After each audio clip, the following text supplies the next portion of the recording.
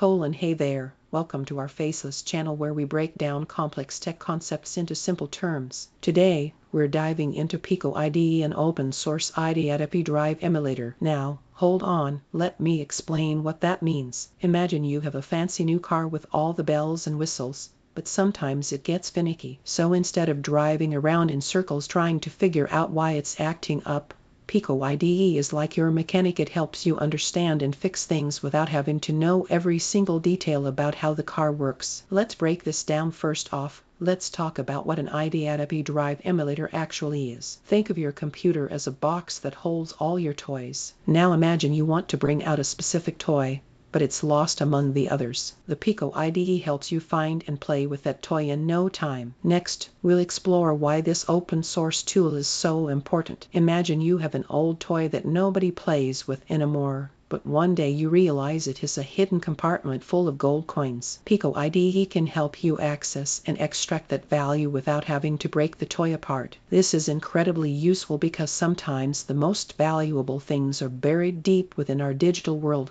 waiting to be discovered. But here's where it gets weird. This tool doesn't just help you find what you need, it also allows you to make your own toys. That's right, PicoIDE isn't just a mechanic, it's also a toy maker. You can use this open source emulator to create new digital experiences and tools that others can enjoy as well.